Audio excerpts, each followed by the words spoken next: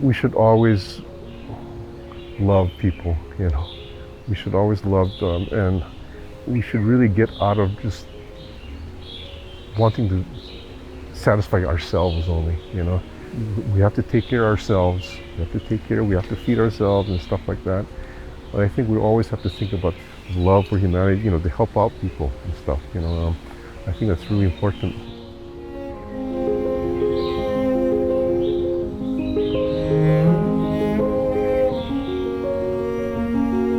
하와이의 평화로운 주말 아침. 숲과 나무의 향이 가득한 곳에 왔습니다. 하와이 하면 누구나 바다를 먼저 떠올리는데요. 바다가 하와이 풍경의 전부가 아니라는 사실을 일깨워주는 곳입니다.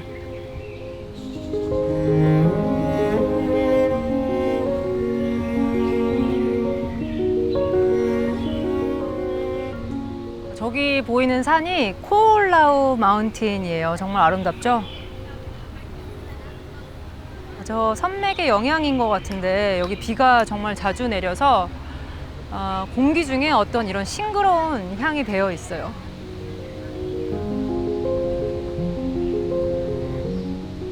호놀룰루 시가 운영하는 5 수목원 가운데 최대 규모인 이곳은 오아후 섬 카네오에라는 동네에 위치해 있습니다.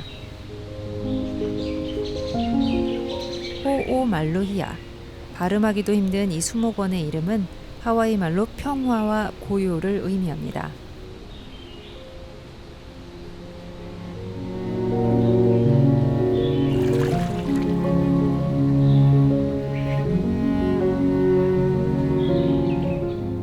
머리가 복잡할 때면 저는 이곳에 와서 자주 숨을 고르곤 합니다.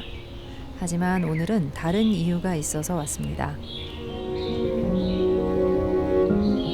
하와이 한인 이민 선조들의 목소리를 만나는 시간.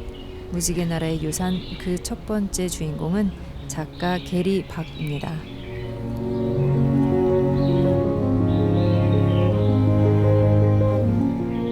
한인 3세인 게리 박 작가는 현대 하와이 아시아 문학 대표 작가로 하와이대학에서 영문학을 가르쳤습니다. 또 다큐멘터리 감독이기도 하며 인권 운동가로서 다양한 활동에 참여하고 있습니다.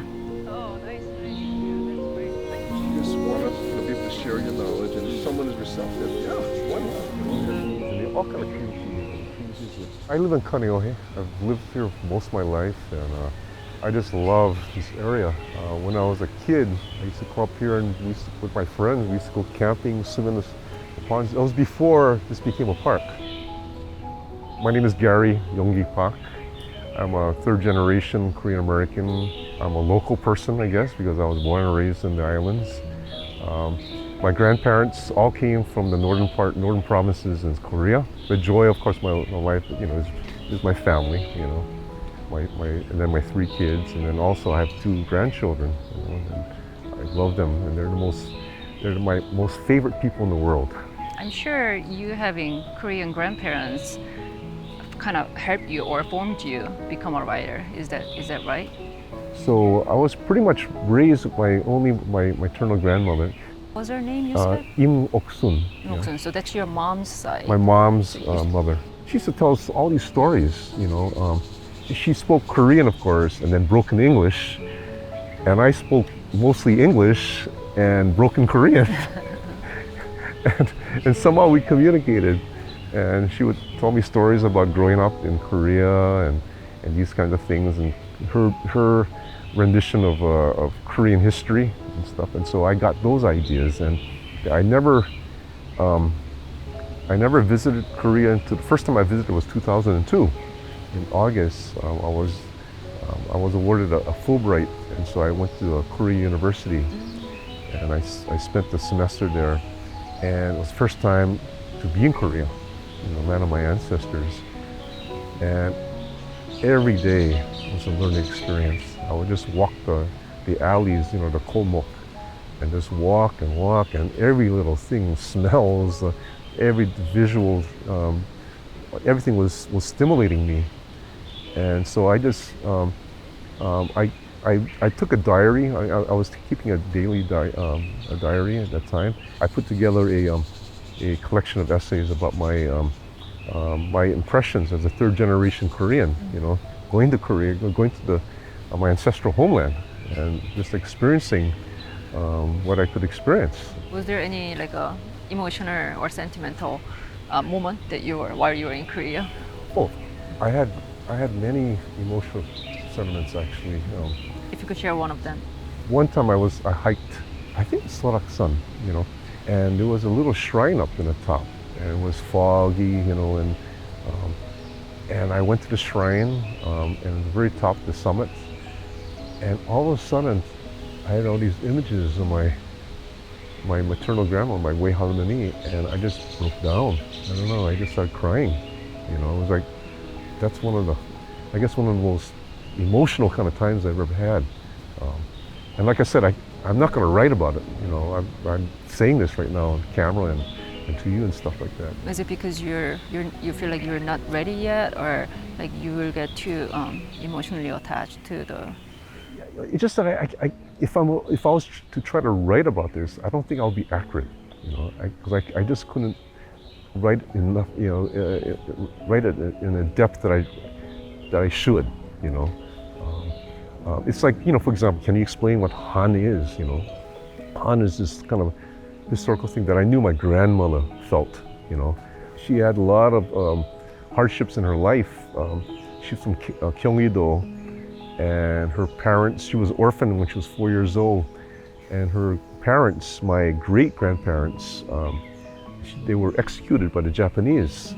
The story is that they were, you know, teachers, they were educated, and I guess they maybe spoke out against that time.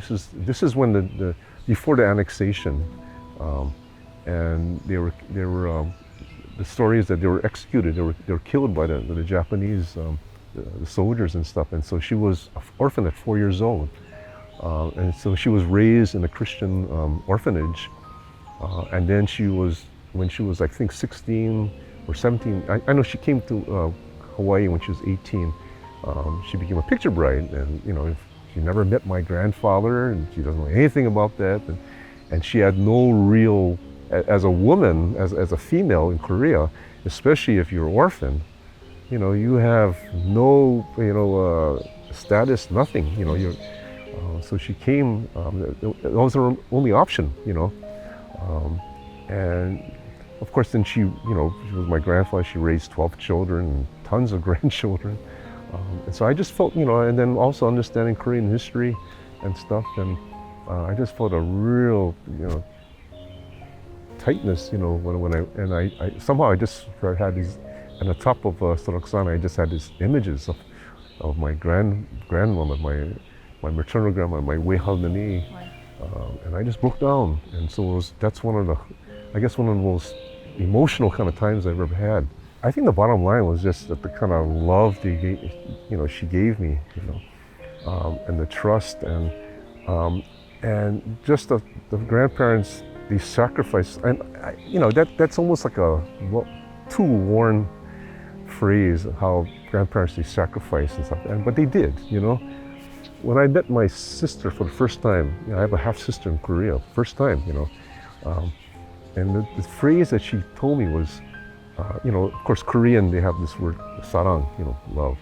But she said, you know, there's a deeper love, she told me, you know, and, you know, in her Korean, and I was trying to, and it's sojung, you know, sojung-hee, you know, this preciousness, this deeper love, you know, that you have.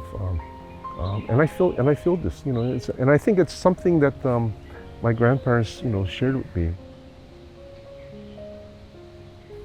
Being born and raised in Hawaii, it is hard not to be affected by the breeding of the land and sea. I grew up in a household that nurtured me on Korean, Asian, Hawaiian, and American values all at the same time. Today, the Academy might say that this is an example of the multicultural hybridity that is inherent in American, perhaps global culture. I never saw it that way. And even now, it is hard for me to define the way I was brought up if I'm to describe it in contemporary academic terms. It would sound as if my life was culturally separated, divided into disparate, perhaps disruptive factions. Better simply stated, my culture is what it is, a product of the many crisscrossings of various cultures in Hawaii, a working out of the differences and similarities between the indigenous culture and the many others that invaded or were introduced here. So I wrote this because, you had these questions about identity, and I think identity is, sometimes it's kind of a rigid kind of a way of looking at things. I think a better way to look at for myself, and what I'm trying to explain here, is that I have many identities, if you want to call it identities, and I just like to think that this is just the way it is. In a few words, can you say what was the Plantation Children about? Plantation Children was a project I did, an oral history project, and what it is was I interviewed 20 plus second generation Koreans in Hawaii. I asked them questions about their lives and stuff, and a lot of these people were just everyday people, and with the hope of preserving their history of growing up on a plantation, because a lot of them were raised on a plantation. They had Korean parents, came from Korea, from the old country, and just wanted to preserve their history so that the next generations could understand that, could really feel that that's part of their history too. A lot of oral histories, that we have, so-called oral histories and stuff, in history books, they're written about, the rich people, people in power, politicians, this and that kind of thing. And they don't really talk about the common people, the everyday people, and it's really the everyday people that are bringing up in the base of society, right? They're the ones who do a lot of work and stuff, and so it's so important for us to understand, their lives, and their lives are really interesting. And also, going to the next subject, I wanted to ask you, Dr. Pak, the anti-Asian hate crime is increasing nowadays, sadly. And what should I tell my kids? When we watch the news, there's this anti-Asian hate crime. I think, for one thing, it's always been here. Right now it's getting popularized and stuff like that. I think one of the things to try to defeat this, and it's an ongoing thing, this kind of racism, this kind of this really bad, air, when people start doing stuff like that, is to understand history, understand what happened in the past. And they want to kind of promote, oh, you're different than me, and and therefore you should be treated differently and stuff like that. I think that we got to come to a point where, yeah, we are different. That's great. Let's appreciate our differences, religion, gender, sexual orientation, whatever it is, that kind of thing. Otherwise, this anti-Asian, anti-black, anti-whatever, transsexual, anti-this, anti is going to continue to go on until we really deal with it on the level of, what is this about, And do you believe there's something that literature can do about that? I think culture is such an important part, As a retired professor, I got to say this, that a lot of students don't like to read now. I think they like, they play with their phones and stuff, and maybe I'm prejudiced like that. But I think cultural aspects are really important. Film, for example, is really a big thing, music and stuff. And I think literature does. You need that written word to write a script, to make a film, or you need the lyrics for a song and stuff like that. I think culture is such a powerful thing right now, so we can create this good public opinion, this education and stuff, to transform the world, to change it. I wanted to ask you if there's words of wisdom that you want to pass it on to the next generation. What would that be? I remember growing up, and I could go to any one of my cousins' house or uncles and aunties like that, and I could just sit down there and we can eat, and just eat to our heart's content, And I think that's the whole thing of food and love. That's a really important thing. What if you don't have a family? Some people are not fortunate enough to have a good family when you're born or when you grow up. What would you say to those people? Well, I think that we should always love people, you know. We should always love them, and we should really get out of just wanting to satisfy ourselves only, you know. We have to take care of ourselves, we have to feed ourselves and stuff like that. But I think we always have to think about the love for humanity, you know, to help out people and stuff, you know. I think that's really important. I agree. And like by reading your short stories and what you do with Kukwa Hawaii or Plantation Children, I could see that, you know, the fundamental ideas that you have, you know, loving other people and golden rule, basically. Thank you so much for sharing your ideas and all that. Thank you for asking. When my first son was born, I remember coming home and looking, you know, going to bed. My wife was in the hospital with the son, and all of a sudden I said, wow, I'm a father, and I got this responsibility. And I just thought about that. I just thought that it was such an important thing that, because for me it was a struggle to, you know, feel when I was growing up, you know, is this really my culture or is this that, and so on like that.